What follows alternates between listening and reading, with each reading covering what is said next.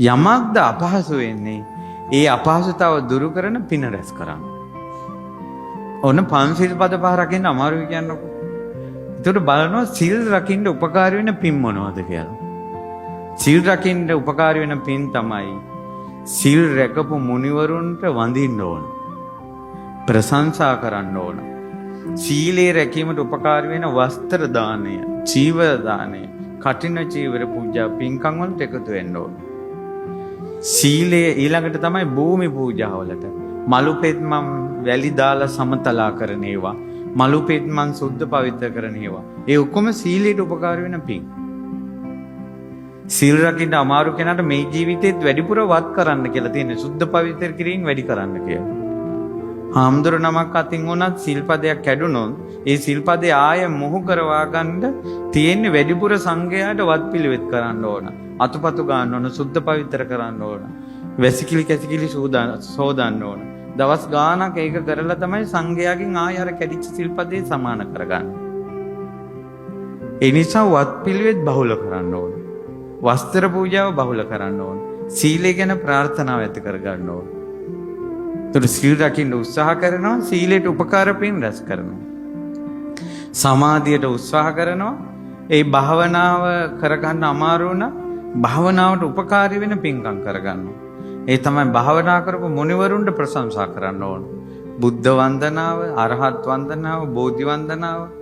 ඊළඟට තමයි හිත සංසිඳව ගන්න ගොඩාක් උපකාර වෙන එකක් තමයි බෝධි පූජාව. බෝ මලු සුද්ධ කරන එක, සරසන එක, පැන් වඩන එක, සුවඳ පූජා කරන එක.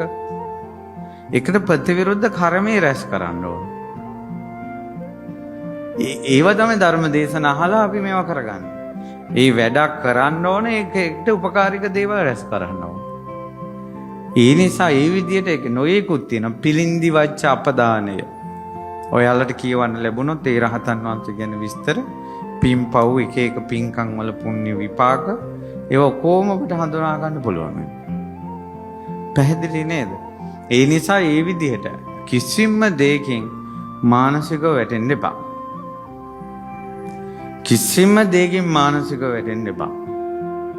අටලෝ දහම කියන එකට මුණ දෙන්න. පසුගිය කාලේ දේශනාවලදී බලන්න ආනන්ද මහරහතන් වහන්සේ මුණ දුන්න අටලෝ දහම ගැන අපි පසුගිය කාලේ දේශනාවක් කළා. හිතා ගන්න බෑ මේ මුණ දීම. ඊළඟ විශේෂය තමයි විශාලා මහනුවර. තුම්බියකට මුණ දීලා කණ්ඩ නැතුව, දුර්භික්ෂ බය, වසංගත හැදිලා රෝග බය, අමනුෂ්‍ය ආවේශ වෙලා අමනුෂ්‍ය බය, තමන්ගේ පවුල් වල ඥාතින් මැරිලා ඥාතින් මිනි ගොඩ මැද ජීවත් වුණ මිනිස්සු, අවසානයේ ඉතුරු වුණ මිනිස්සු 5 ලක්ෂ ගාණක්, ලක්ෂ 6කට කිට්ටුව මිනිස්සු රතන සූත්‍රය අහලා සෝවන් වුණා.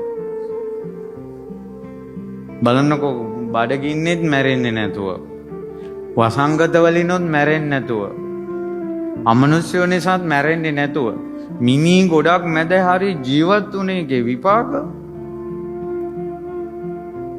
ඒ නිසා ප්‍රශ්න වෙයි. පවුලේ අයට බිඳුවට වැටෙන්න හිඟා කන මට්ටමට ප්‍රශ්න වෙයි. මැරෙන්න එපා. ජීවත් වෙන්න.